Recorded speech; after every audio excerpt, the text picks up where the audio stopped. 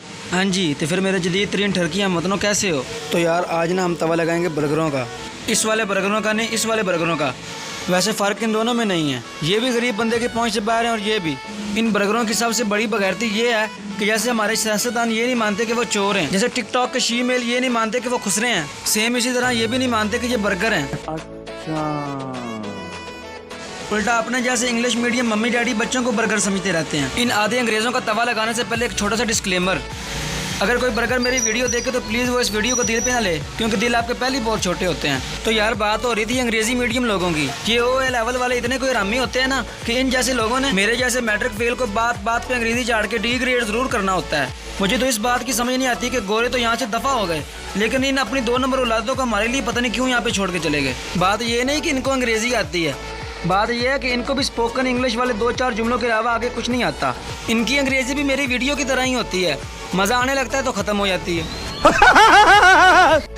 पाकिस्तानियों की तरह बर्गरों का भी कैपिटल इस्लामाबाद है। वैसे ये लाहौर, कराची बल्कि मुल्क के हर एक कोने में पाए जाते हैं, लेकिन ये जिस जगह पर भी पाए जाते हैं वहाँ का मॉल, जैसे लाहौर में एम्पोरियल और पैकेजेस मॉल, कराची में डॉलवाल और लकीवाल मॉल, इस्लामाबाद में जेंटोरियस और सफ़ा गोल्ड मॉल में ऐसे घूम रहे होते हैं कि जैसे ये इनके डैड ने तमीर करवाया है। सारा दिन मॉल में खज्जल होने के बाद इन्होंने 100-150 वाले रैफल खाने होते हैं। कोई तो इतने गरीब बर्गर होते हैं कि वो ये भी नहीं खा के जाते।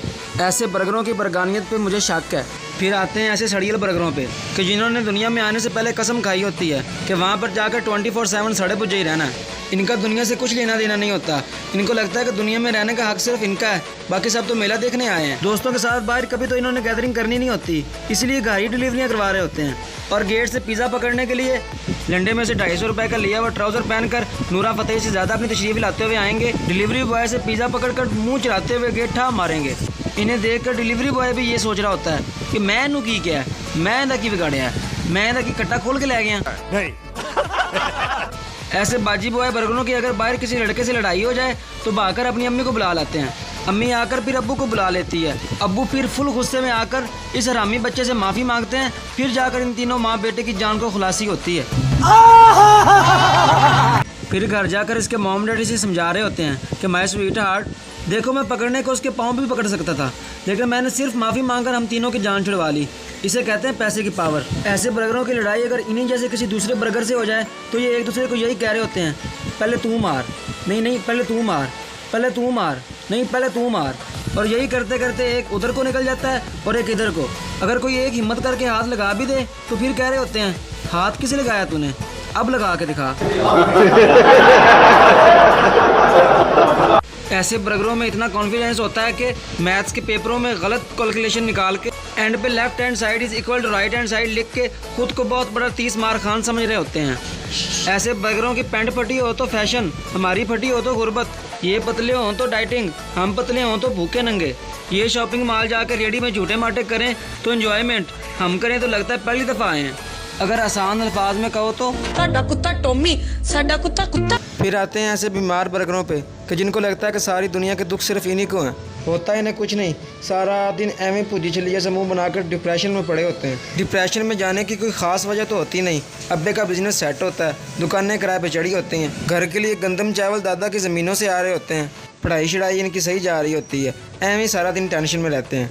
ऐसे बर्गर डॉक्टर से जाकर कह रहे होते हैं कि मुझे लगता है मैंने नहीं बचना, और डॉक्टर भी आगे से तपा हुआ कहता है कि तुम्हें जो पता है कि तुम्हें नहीं बचना, सारा कुछ तुम्हें पहले ही पता है, तो मेरे पास क्या कब्र का साइज़ पूछने आए हो, या ये पता करना है कि कब्र पे नंबर प्लेट लोहे की लगानी है या पत्थर की। ये डॉक्टर को वो मसले बता रहे होते हैं कि जिनका इनकी ज़िंदगी में तो क्या पूरी कायनात में कोई वजूद नहीं होता। और जिस डॉक्टर को ये सब कुछ बता रहे होते हैं उस डॉक्टर को खुद किसी साइकोलॉजिस्ट की ज़रूरत होती है। वो डॉक्टर भी इन जैसे मरीजों से सारा दिन खप खप कर आधा मेंटल हो चुका होता है। वो 2 घंटे इनकी बकवास सुनने के बाद आकर कहता है कि है तुम्हें कुछ भी नहीं, मैं फिर भी दवाइयाँ लिख देता हूँ, बाज़ार से जाकर ले लेना।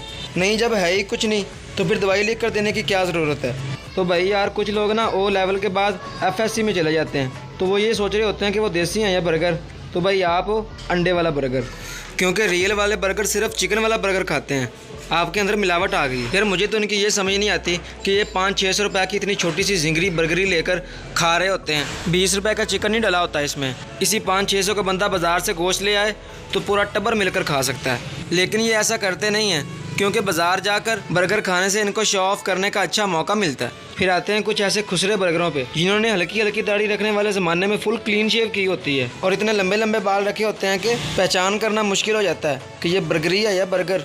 और 14-15 साल की उम्र में ही खा खा कर इतने मोटे हो चुके होते हैं कि स्कूल जाएं तो ऐसा लगता है कि ये स्टूडेंट नहीं टीचर है। और 20-25 साल की एज तक पहुंचते पहुंचते ये इतने मोटे हो चुके होते हैं कि अपने अब्बू से भी बूढ़े लगने शुरू हो जाते हैं। और निकाह वाले दिन अपनी बेगम के साथ बैठे ऐसे लग रहे होते हैं कि ये इसकी बेगम नहीं बल्कि इसकी बेटी है। अगर आप भी बर्गर बनना चाहते हैं तो आसान सा फार्मूला बताता हूँ मैं आपको। सबसे पहले तो आपने अपनी फेसबुक की बायो एडिट करके कैनेडियन कम पाकिस्तानी लिखना है। किसी ने कौन सा आपके घर आकर देखना है कि कोई आपका कनाडा में रहता है कि नहीं। और अगर कोई पूछे भी तो बता देना कि मामू रहते हैं, बस बात ख़त्म। और अंग्रेज़ी को फुल तलफ़्फ़ुज़ के साथ बोलना है। हर जुमले के एंड पे एस लाजमी लगाना है। इतना सा काम करने से बन जाएंगे आप फुल आर्टिफिशियल बर्गर। हाँ जी बस। और आज के लिए भी बस। वीडियो अच्छी लगी तो वीडियो को लाइक कर देना, चैनल को सब्सक्राइब कर देना और अपने दोस्तों के साथ दबा कर शेयर करना। मैं हूँ असल नवाब। मिलते हैं नेक्स्ट वीडियो में किसी और का तवा लगाते हुए। तब तक के लिए बाय।